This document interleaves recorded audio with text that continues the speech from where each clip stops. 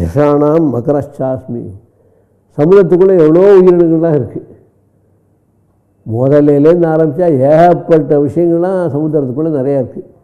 மீன் ஏகப்பட்டது இருக்குது. அவைகளுக்குள்ள மகரச்சாஸ்மி, முதலையாக நான் தான் இருக்கேன் அப்படிங்கிறார். ஸ்ரோதசாமன்னி ஜாஹ்னவி.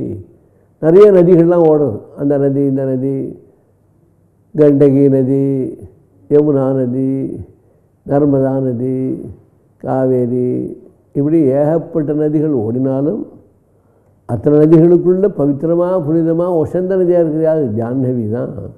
ஜன்னு மகர்ஷியுடைய காதிலேருந்து வந்ததுனால ஜாஹ்னவின்னு அதுக்கு பேர். சகரன்னு ஒரு ராஜா இருந்தான். அவருடைய குழந்தைகள்லாம் ஒரு யாகம் பண்ணான். அந்த யாகத்தில் இப்போ ஒரு குதிரையை கொண்டு கட்டினா அந்த குதிரைகளினால 100 யாகம் பண்ணால் அவன் இந்திரன் ஆகிடுவான். அதனால் 100ஆவது யாகம் பண்ண போகிறான்னு தெரிஞ்ச உடனே அந்த குதிரையை இந்திரன் என்ன பண்ணான்னா, மறைச்சி வைக்கிறது அந்த குதிரையை எடுத்துகிட்டு போய் ஜன்னு மகர்ஷிக்கிட்ட கொண்டு வச்சுட்டான். அவர் தவஸ் பண்ணிட்டு உட்காந்துருக்காரு பாவம். இவாளுக்கு தெரியாது. இப்படி போனால் இப்படி வெட்டிகிட்டே இருந்தால் ஒன்றும் கிடைக்கல. சமுத்திரம் முழுக்க வெட்டினான், ஒன்றும் தெரியல. அதுக்கப்புறம் பார்த்தாக்க ஜன்னு மகர்ஷி பக்கத்தில் இருந்தது. இவர் தான் எடுத்துன்னு போய்ட்டு வருவோன்னு சந்தேகப்பட்டு இவர்கிட்ட என்ன பண்ணால் அவர் தபஸை கலைச்சா ஒரு சாபத்தை கொடுத்தார். அவர் எல்லோரும் பஸ்மீபூதமாக ஆகிட்டா. திருப்பியும் பஸ்மீபூதம் ஆனவுடனே என்ன பண்ணுவோம், எல்லோரும் திருப்பி பழைக்கிறதும் கஷ்டமாச்சே. அதுக்காக என்ன பண்ணால் அவருடைய வம்சத்தில் வந்தோம் பகீரதனுடைய பிள்ளை. பகீரதன் ஒரு ராஜா, அவனுடைய பிரயத்னம் நம்ம கூட சொல்லுவேன். பகீரத்தை பிரயத்னம் பண்ணுறோம் நடக்கலையுமே, அது மாதிரி பகீரதன் அவன் தான். அவன் என்ன பண்ணான், தபஸ் பண்ணி பரமேஸ்வரனை தபஸ் பண்ணான். விஷ்ணுவை தபஸ் பண்ணால் அவருடைய பாதத்திலே வந்தது. பரமேஸ்வர பாதத்தை வந்தால் நமஸ்காரம் தியானம் பண்ணால் அவருடைய தலையில் வந்து விழுந்தது. அதை வகிக்க முடியல அவராலே. பசுமேஸ்வரனாலேயே அவ்வளோ வேகமாக வரலாம் வகிக்க முடியல. அதுலேருந்து அவர் கங்காதரகான்னு பேர் வந்தது. கங்கை தலையை தரிச்சதுனால அங்கேருந்து கீழே இறங்குறது. கீழே இறங்கினா ஒரே வேகத்தை தடுத்து முள்ள கொண்டு வந்து ஜாஹ்னவி பக்கத்தில் வந்து ஜன்னு மகர்ஷியுடைய காதால் இந்த காதால் வந்து இந்த காதால் போச்சு. அதுதான் ஜாஹ்னவின்னு பேர். அந்த ஜன்னு மகர்ஷியுடைய காலத்துலேயும் வந்து அப்புறம் சமுத்திரத்தில் போய் விழறது. சமுத்திரத்தில் விழுந்த உடனே இத்தனை பேருக்கும் அந்த வழியில் வந்து அத்தனை பேர் செத்து போனாலே அவ்வளோ பேருக்கும் நல்ல கதி கிடச்சி வருது.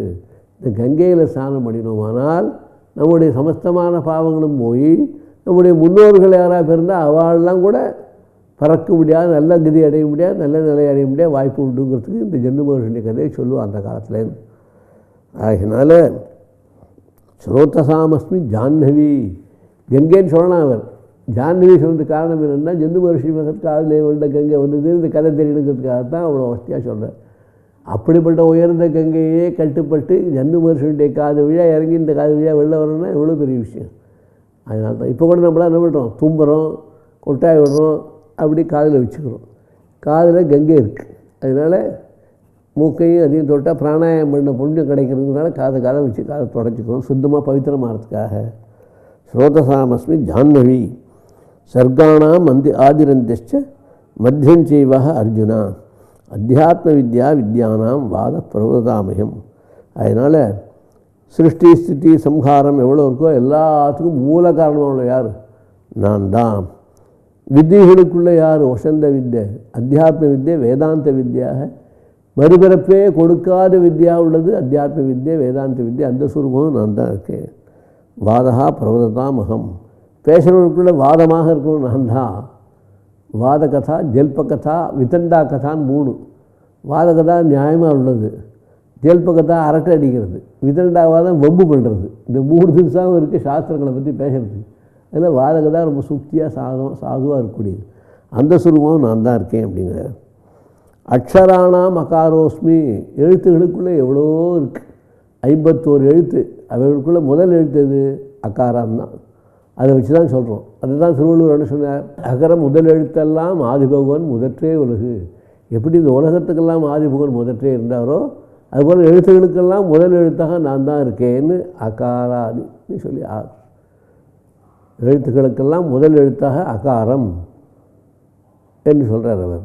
இங்கேயும் அதே கீதையில் என்ன சொல்லிருக்குன்னா அக்ஷராணாம் அகாரோகம். அங்கேயும் எழுத்துகளுக்கெல்லாம் முதல் எழுத்து ஆதான். அதை வச்சு தான் சொல்கிறோம். ஏ ஃபார்னா அர்ஜுனா சொல்கிறோம். அந்த எழுத்து முதல் எழுத்து ஆதான். ஆகினால எழுத்துக்களுக்குள்ளே ஆ எப்படி முதன்மையாக இருக்குதோ 51 எழுத்துக்குள்ளேயும் அப்படி எழுத்துகளுக்குள்ளேயும் முதல் எழுத்து ஆவாக அந்த சுரூபம் நான் தான் இருக்கேன். அக்ஷராணாம் அகாரோஸ்மி. துவந்தா சாமாசிக சச்சி. அநேக சமாசம் இருக்கு. துவந்து சமாசம், பகூரிகி சமாசம், கர்மதாரே சமாசம், இப்படி பல தினசான சமாசங்கள் இருக்கு. அதுக்குள்ளே துவந்த சமாசமாக நான் தான் இருக்கேன் அப்படிங்கிறேன். அகமேவ அக்ஷயா கால. இந்த உலகத்திலேயே அழியாத காலசுரமாக இருக்கும் நான் தான். தாத்தாகம் விஸ்வத்தோமுகா. உலகத்தெல்லாம் படைச்சி கிடச்சி எல்லாத்தையும் செய்கிற யார்? 4 பக்கத்தையும் முகத்தோட கூடியவனாக இருந்துக்கிட்டு உலகத்தெல்லாம் படைச்சிருக்கா. பிரம்மாவும் நான் தான் இருக்கேன், இரண்ய கர்ப்பாவும் நான் தான் இருக்கேன். முருத்திஹு சர்வகரஷ்சாகம்.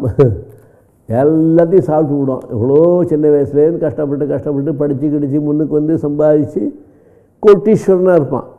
அவனாக இருக்கட்டும், சாமானிய ஏழையாக இருக்கட்டும், எல்லோரும் முருத்தியுக்கு ஒரே கணக்கு தான். எல்லாம் ஒரே நாளில் அழகாக அழிச்சுட்டு போடும் அவன் பாட்டுக்கு. முருத்திஹு சர்வகரஷ்சாகம். அவன் எவ்வளோ சம்பாதிச்சிருந்தாலும் அத்தனை ஒரு நிமிஷத்தில் எல்லாம் கொண்டு இருக்காது. சம்பாதிக்கலைனாலும் அப்படி தான் இருப்பான். அவன் சம்பாதிச்சவனாக இருந்தாலும் அவன் வந்து எல்லாம் சாப்பிட்டு போடும். முருத்தி தான் எல்லாத்துக்கும். திருடுறவனுக்குள்ள அந்த திருடன் இந்த திருடன், தங்க திருடணும் அது திருடணும், பஞ்சமகாபாதம் சொல்லியிருக்கு.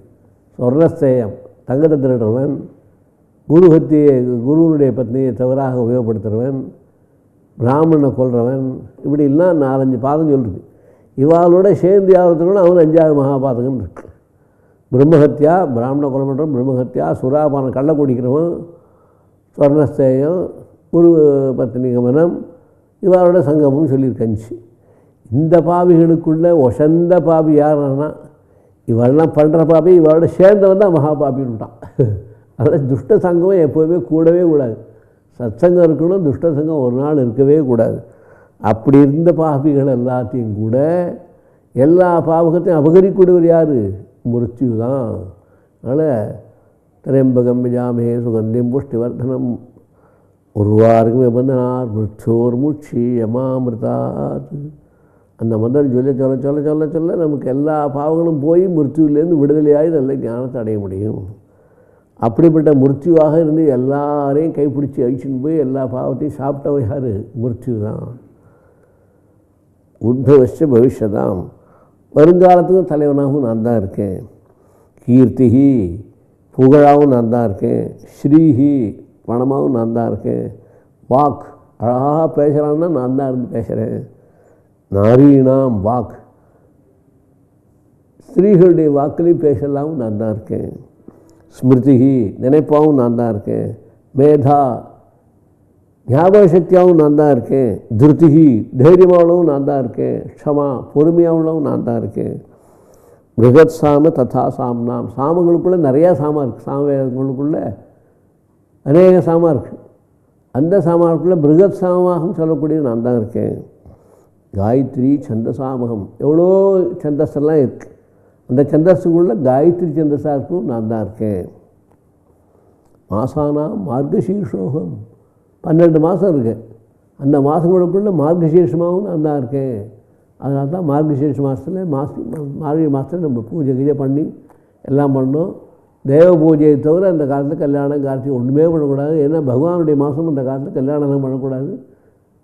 நம்ம பாட்டு பகவத் தியானம் பகவத் பஜனை இதைத்தான் பண்ணணும். மாசானாம் மார்கசீர்ஷோகம் ருத்தூனாம் குசுமாகரக. அநேக புஷ்பங்களெல்லாம் புஷ்பிக்கக்கூடிய ருத்துக்களெல்லாம் இருக்குது. அவைகளுக்குள்ள ருத்தூனாம் குசுமாகரகா, புஷ்பத்தை கொடுக்கக்கூடிய மாசமாகவும் நான் தான் இருக்கேன். தியூதம் சலேதாமஸ்மி. தியூதம் அதாவது இந்த விளையாடுறது, இந்த காயை போட்டு தர்மபுத்திரலாம் ஆடி தோற்று போனால சொக்கட்டான ஆட்டம், அந்த தியூதமாகவும் நான் தான் இருக்கேன்.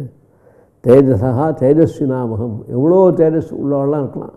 அவளுக்குள்ளே மகா தேஜஸ்வியாக இருக்கும் நான் தான் இருக்கேன். ஜெயோஸ்மி விவசாயோஸ்மி, ஜெயத்தை அடையணும் நான் தான் இருக்கேன். பிரயாசப்படுறவனாகவும் நான் தான் இருக்கேன். சத்துவம் சத்துவதாம்பரம், எவ்வளோ நல்ல குணம் உள்ளவளாக இருக்கோ அவளுக்குள்ள ஒசந்த நல்ல குணம் உள்ளவன் நான் தான் இருக்கேன். விஷ்ணுனாம் வாசுதேவோஸ்மி, கீதனதை பாருன்னே சொல்லிக்கிறார். இந்த யாதவர் குலத்தில் நான் பிறந்திருக்கேன். இந்த யாதவர்களுக்குள்ள விஷ்ணுக்குள்ளே வாசுதேவனாக நான் தான் இருக்கேன். வாசுதேவோஸ்மி, நான் தான் பரமாத்மா. இந்த குலத்தில் பிறந்து எங்கேயோ ஒருத்தி மகனாய் பிறந்து ஓரிரவில் ஒருத்திமனாய் இங்கே வளர்ந்துருக்கேன்.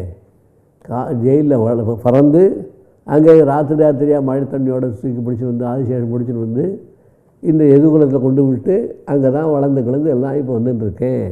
அதனால் பரம்பரையாக அவர் யார்? பகவத் ஸ்வரூபம். அடுத்தது சத்திரிய ஸ்வரூபம். யாதவ ஸ்வரூபங்கிறது அங்கே வளர்ந்த ஸ்வரூபம், அவ்வளோதான். கிருஷ்ணீனாம் வாசுதேவோஸ்மி பாண்டவானாம் தனஞ்சயா. உங்களை பற்றி சொல்லிட்டேன், என்னை பற்றி சொல்லலையே. பஞ்சபாண்டவாளுக்குள்ளே தனஞ்சயனாவும் நீ தான் இருக்கே, அர்ஜுனனாவும் நீ தான் இருக்கே. இல்லைன்னா நம்ம 2 பேரும் இவ்வளோ கிட்ட உட்காந்து பேச முடியுமா, சொல்ல முடியுமா, வேதாந்தம் சொல்ல முடியுமா, பேச முடியுமா? பாண்டவானாம் பஞ்சபாண்டவருக்குள்ளே தனஞ்சயனாவும் நீ தான் இருக்கு. முனியினாம் அப்பியகம் வியாசா. மகர்ஷிகளுடைய வியாசஸ்வரூபம் நான் தான் இருக்கேன். ஏன்னா அவர் தான் திரிமூர்த்தி ஸ்வரூபம். அச்சதர்வதனோ பிரம்ம திபாகுர பரோஹரி அபாரலோச்சன ஸ்தம்பு பகவான் பாதராயணான்னு சொல்லி திரிமூர்த்தி ஸ்வரூபம் வேதவியாசர் தான் இருக்கார். அதனால் அப்படி இருக்கேன். கவினாம் உஷனா கவி. அநேக கவிகள்லாம் இருக்கா. அவைகளுக்குள்ள உஷனர்னு ஒருத்தர், அவர் தான் பெரிய கவி, கிராந்ததர்ஷி. தண்டோ தமேதாமஸ்மி. அடக்கிறவர்களுக்குள்ள தண்டமாக நான் தான் வந்து எல்லாத்தையும் அடக்கிறேன். நீதி ரஷ்மி ஜிகீஷ்தாம். ஜெயிக்கிறவர்களுக்குள்ளே நான் தான் சரியான நீதியாக நான் தான் இருக்கேன். மௌனம் செசியாகி குஹ்யானாம். ரகசியங்களுக்குள்ளே மௌனமாக இருக்கிறதாகவும் நான் தான் இருக்கேன். பொதுவாக பேசாமல் இருந்தாலே பல ரகசியங்கள் வெளியில் வராது, பேசினாலே பல ரகசியம் வெளில வரும்.